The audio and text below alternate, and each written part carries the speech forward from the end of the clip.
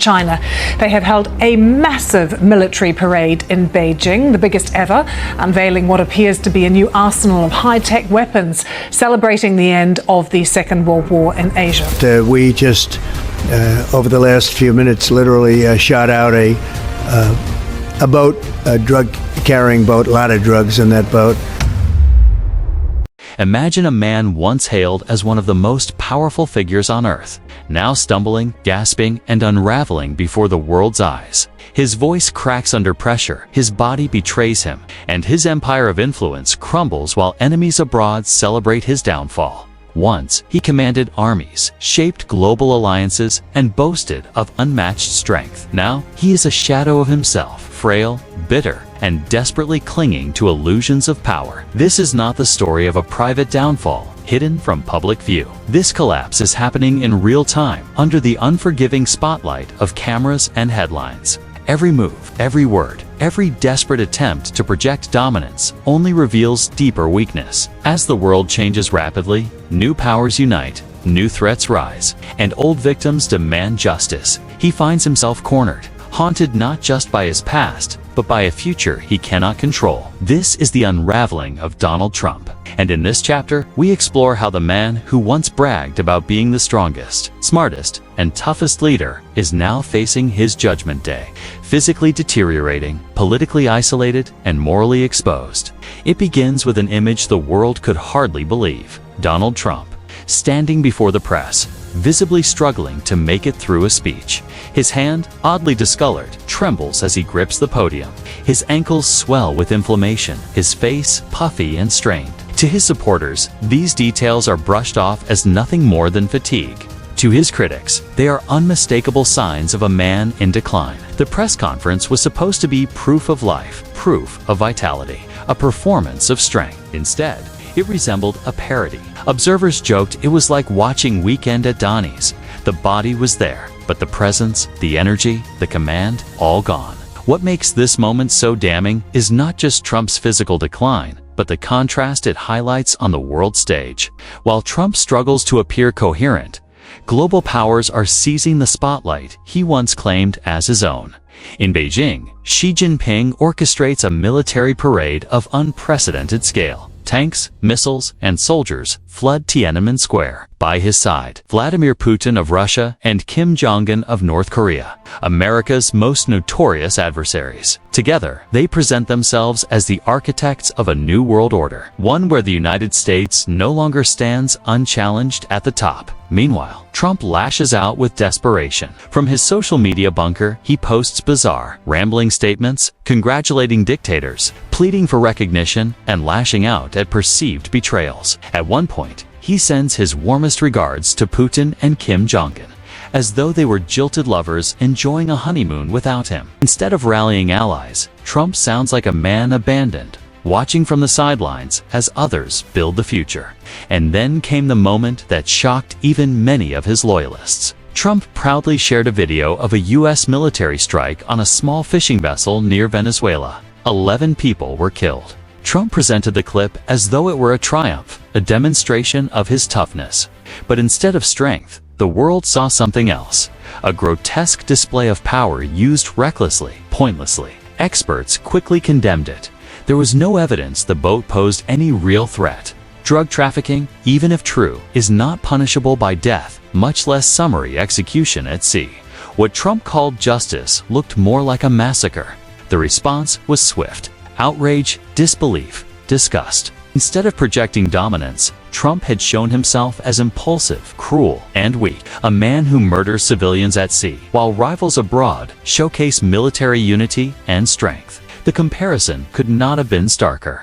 But the story does not end with global embarrassment. While Trump posts videos and memes, victims of Jeffrey Epstein step into the light, demanding accountability. Survivors gather, raising their voices after years of silence, ignored by powerful men and institutions. Their testimony reveals a system that failed them, and a former president who seemed more interested in protecting allies and himself than seeking justice. At the same time, Trump's latest grift unfolds. Yet another cryptocurrency scheme. This time, it's branded as the World Liberty Financial Token. It follows a long line of Trump NFTs, meme coins, and other money grabs, where past presidents distanced themselves from personal profit. Trump dives deeper, pulling billions into his family's orbit. But the timing, launching a new coin while facing mounting scandals and declining health, makes it look less like brilliance and more like desperation.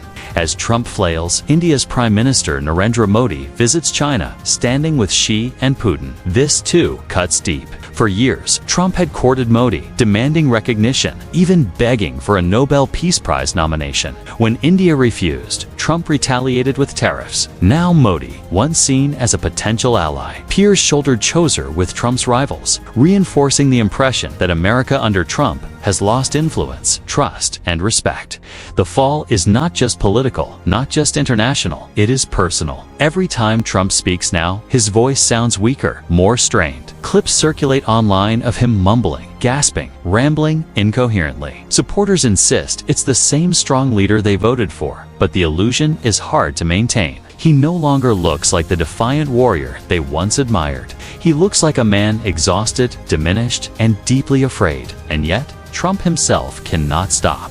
He clings to the performance, doubling down on bravado, insisting he alone can fix everything, even as the world watches him crumble. This is the paradox of Donald Trump's Judgment Day. The louder he tries to appear strong, the more he reveals his weakness. His physical decline mirrors his political collapse. His desperate stunts, bombing fishing boats, launching crypto schemes, sending awkward love letters to dictators, only accelerate the perception that his era is over. But here is the chilling truth. Even in weakness, Trump remains dangerous. A desperate man with power is often more reckless than a confident one. And as history shows, the final days of a faltering strongman can be the most volatile of all. The clearest example comes from the survivors of Jeffrey Epstein. For years, their voices were silenced, pushed aside by powerful men, ignored by the Department of Justice, and overshadowed by the celebrities, politicians, and billionaires entangled in Epstein's web. But now, survivors are speaking out, demanding answers. Their stories are raw, their pain undeniable, and their accusations cut across every institution that failed them. What makes this moment devastating for Trump is not just the resurfacing of Epstein's crimes, but the perception that he and his allies were more interested in protecting themselves than seeking justice. While survivors ask, where was the government? Why didn't anyone listen? The Trump era stands accused of turning a blind eye, or worse, actively covering for the powerful. At the very moment, victims are finding courage. Trump is busy peddling his latest scheme, a crypto token dressed up as patriotism. World Liberty Financial, the name itself sounds like something cooked up in a marketing lab. A hollow brand promising freedom while chasing quick cash. To his critics, it's a cruel irony. While survivors fight for dignity, Trump fights for profit. And yet, people buy in. Loyalists throw money at his token, hoping to prove loyalty or secure favor.